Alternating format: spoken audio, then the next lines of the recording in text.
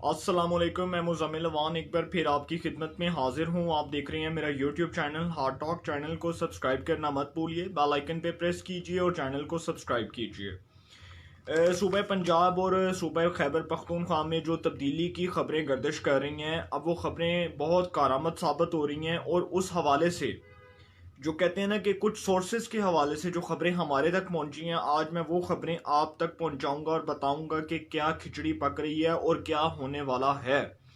सूबा पंजाब और सूबा खैबर पख्तूनख्वा के अंदर वज़ीर आज़म इमरान खान साहब ने चेयरमैन सेनेट के इलेक्शन के बाद ये फैसला किया है कि उस्मान बुज़दार और वो जो दूसरे हैं हमारे काबिल एहतराम वज़ीर आला महमूद खान साहब, उस्मान बुज़दार टू या उनको उस्मान बुज़दार +2 कहा जा सकता है, दोनों को तब्दील करने का फैसला किया। वज़ीर आज़म साहब को ये एडवाइस पेश की गई है इनकी जमात की तरफ से, इनके अरकान की तरफ से,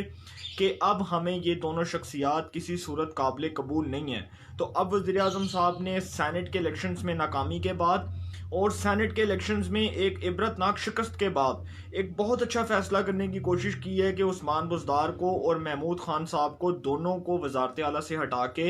एक बेस्ट जो है वो ऑप्शन के तौर पे एक ऐसे जो है शख्स का इंतखाब किया जाएगा, एक ऐसे शख्स का चुनाव किया जाएगा जो ना तो स्कैंडलाइज होगा, ना उसके ऊपर कोई जो है वो तनकीद कर सकेगा, वो इंडिपेंडेंटली काम कर सकेगा। ये वज़ीर आज़म साहब ने फैसला किया है, जो सोर्सेज तक हमारे तक ये जो है वो खबर पहुंची है। अब वज़ीर आज़म साहब जो हैं उनका ये फैसला किस हद तक करामत साबित होता है, किस हद तक जो है इसके जो है वो रिजल्ट्स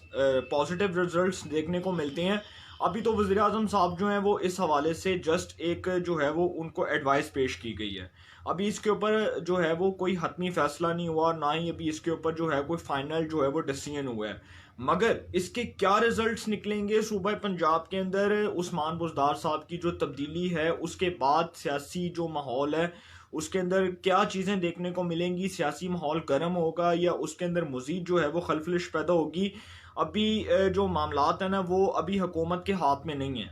क्योंकि अगर अभी हम एनालिसिस करें ना पंजाब सूबा पंजाब के अंदर, तो सूबा पंजाब के अंदर जो पाकिस्तान तहरीक इंसाफ है उसके पास वो मेजॉरिटी नहीं है जो मुस्लिम लीग नून के पास है। बेशक हुक्मरान जमात इस वक्त अक्सरियत के साथ पंजाब के अंदर हुकूमत कर रही है, मगर मुस्लिम लीग नून जो हैं और यहाँ पे पंजाब के जो सबसे बड़े गुरु हैं, जो सियासत के गुरु माने जाते हैं, खात्मे आला साहब का खात्मे आला शहबाज शरीफ साहब, वो भी इस वक्त जो है वो आग आग लगाने में मसरूफ़ हैं। वो भी चाहते हैं कि किसी तरह पंजाब के अंदर तब्दीली आए, और ये जो पंजाब के अंदर तब्दीली है इसके जो आफ्टर शॉक्स हैं उसके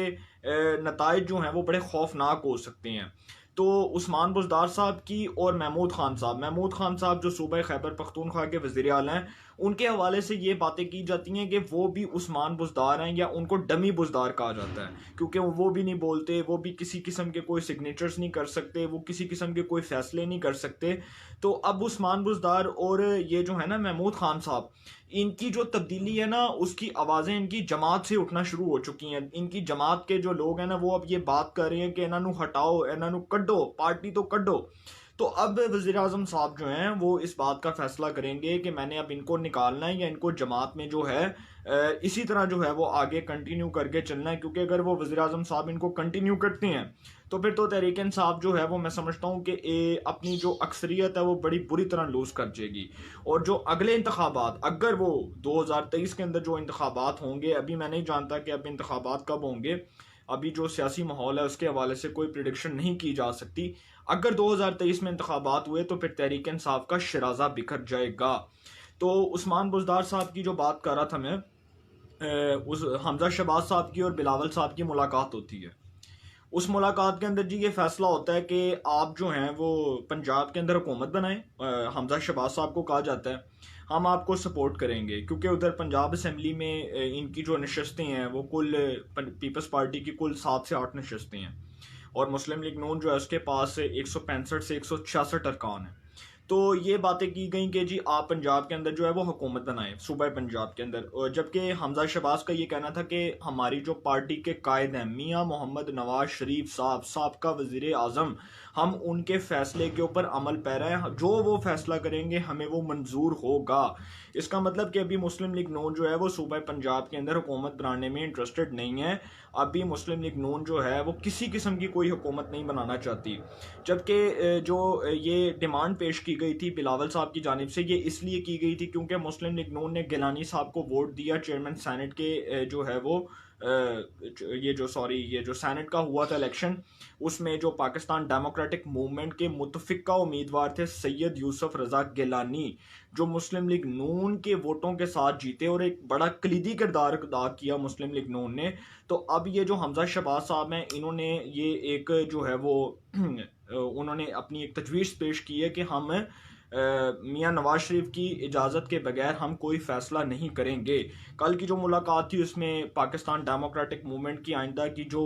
वो आइंदा की जो सियासी तहरीक है उसके हवाले से भी तबादला ख्याल हुआ। जो आइंदा उन्होंने जो लॉन्ग मार्च करना है, जो असम्बलियों के अंदर उन्होंने जो जिस तरह उन्होंने कार्रवाई करनी है, और इमरान खान साहब की हुकूमत के ख़िलाफ़ जो अब वो पंजाब के अंदर एक अदम एतमाद की तहरीक पेश करने लगे हैं, ये एक बड़ा जो है वो मेन पॉइंट है जिसको मैं डिस्कस करने जा रहा हूँ। इस हवाले से जो है वो बिलावल साहब ने कहा कि अगर आप हुकूमत बनाने में इंटरेस्टेड नहीं है तो आप इस तरह करें, आप अदम एतमाद की तहरीक पेश करें, ताकि जो है वो अदम एतमाद की तहरीक पेश करने के साथ साथ बुजदार की जो हुकूमत है उसका खात्मा हो जाए, उसका धड़न तख्ता हो जाए। जिसके हवाले से जो मुस्लिम लीग नून का जो इजलास था, उसके बाद कुछ चीज़ें हमें सुनने को मिली, और जो पाकिस्तान डेमोक्रेटिक मूवमेंट है उसके इजलास में भी मरीम नवाज साहिबा ने कहा कि जी हम जो है वो इन हाउस तब्दीली नहीं चाहते, हम चाहते हैं कि जी नए इंतखाबात की तरफ जाएं, हम चाहते हैं कि इसी साल नए इंतखाबात हों, जिसकी मौलाना फजल रहमान साहब ने भी तायद की, जो PDM के जो है वो सदर हैं, पाकिस्तान डेमोक्रेटिक मूवमेंट के सदर हैं, अपोजिशन के इत्तेहाद के सदर हैं। तो उन्होंने भी इस जो है वो मौक़िफ़ की तायद की पाकिस्तान पीपल्स पार्टी का, जबकि ये कहना था कि जी आप पंजाब के अंदर जो है वो अदम एतमाद की तहरीक पेश कर दें, और खैबर पख्तूनख्वा के अंदर भी हम देख लेंगे कि वहाँ पे हमने किस तरह इस हुकूमत के ख़िलाफ़ जो है वो आगे महाज बनाना है। तो इस हवाले से जो फैसले हुए, अभी कुछ भी नहीं कहा जा सकता। अभी हो सकता है कि कुछ फैसलों के अंदर कुछ ना कुछ चेंजिंग्स आएँ, या कुछ फैसलों के हवाले से जो है वो अभी जो है वो कुछ चीज़ों को जो है वो अभी मीडिया के सामने अभी किसी और तरीके से पेश किया जा रहा हो। मगर ये जो हमजा शहबाज की और बिलावल की मुलाकात हुई, और ये जो पाकिस्तान डेमोक्रेटिक मूवमेंट के जो फैसले हुए, ये जो खिचड़ी पक रही है, इस खिचड़ी के मैं समझता हूँ कि इस खिचड़ी का बड़ा जो है ना वो शानदार किस्म का टेस्ट हमें खाने को मिलेगा। क्योंकि जब हम ये खिचड़ी खाएंगे ना तो हमें पता लगेगा कि अब क्या होने वाला है, अब अगला जो सियासी महाज है वो किस हद तक गर्म हो सकता है। तो ये जो मुस्लिम लीग नून है, इसने जी नए इंतखाबात का जो है वो अभी फ़िलहाल ऐलान किया कि जी नए इंतखाबात होने चाहिए। अच्छा, सूबा पंजाब के अंदर राजा बिशारत, उनके नाम की जो है वो मंजूरी दी जाती है कि जी राजा बिशारत साहब जो है हुक्मरान जमात की तरफ से, अभी जो सोर्सेज के ज़रिए जो मुझे ख़बर मिली है कि उनको वज़ीर आला पंजाब बनाया जाएगा। अगर इमरान खान साहब ये इक़दाम उठाएंगे तो वो इमरान खान साहब अपने पाँव पे कुल्हाड़ी नहीं कुल्हाड़ा मारेंगे, क्योंकि राजा बिशारत जो मोस्ट कंट्रोवर्शियल पर्सनालिटी हैं इस वक्त, मैं समझता हूँ कि माजी, अगर उनका माजी उठा के देख लें और अब उनका जो ये है ये फ्यूचर उठा के देख लें, उनका अब का जो टेन्योर है वो उठा के देख लें, तो वो एक मोस्ट कंट्रोवर्शियल पर्सनालिटी के तौर पे सामने आए हैं। वो जब भी वजीर रहे, वो जब भी असेंबली के रुकन रहे, कोई ना कोई उनका स्कैंडल आता रहा, चाहे वो माजी में देख लें चाहे वो अभी हाल में देख लें, वो बहुत कंट्रोवर्शियल पर्सनालिटी हैं। और दूसरी बात कि परवेज़ लाई साहब का जब नाम दिया जा रहा था तो जो हैं वो शहबाज शरीफ साहब, उन्होंने उनके नाम के ऊपर ऐसे क्रॉस कर दिया कि जी हम परवेज़ लाई को किसी सूरत चीफ मिनिस्टर बनाने के हक में नहीं हैं, और परवेज़ लाई साहब को कोई चीफ मिनिस्टर नहीं बनाएगा। ये सब शोशे थे, ये सब जो हैं वो अफवाहें थी कि तहरीक इंसाफ मान जाएगी, मुस्लिम लीग नून मान जाएगी। देखें, परवेज़ लाई साहब जो हैं वो मैं मानता हूँ एक बहुत सीजनेबल पॉलिटिशियन है, बड़ा एहतराम है मेरे दिल में उनका, लेकिन परवेज़ लाई साहब अभी इस काबिल नहीं है कि उनको चीफ मिनिस्टर बनाया जाए, क्योंकि वो 7 सीटों के ऊपर बैठे हुए हैं। इस वक्त पाकिस्तान तहरीक इंसाफ जो है वो पंजाब असम्बली में एक बहुत बड़ी एक जो है वो हुक्मरान जमात के तौर पर वो सामने आई है, और उसके बाद मुस्लिम लीग नून जो है अपोजिशन की सबसे बड़ी जमात है। तो परवेज़ लाई साहब जो 7 नशिस्तों के ऊपर जो इस वक्त बराजमान है पंजाब असम्बली के अंदर, उनको कैसे वज़ीर आला बनाया जा सकता है, मैं इस बात को तस्लीम नहीं कर सकता। और इस हवाले से वज़ीर आज़म साहब भी जो है वो तैयार नहीं है। वज़ीर आज़म साहब उनको किसी सूरत वज़ीर आला पंजाब बनाने के लिए तैयार नहीं है।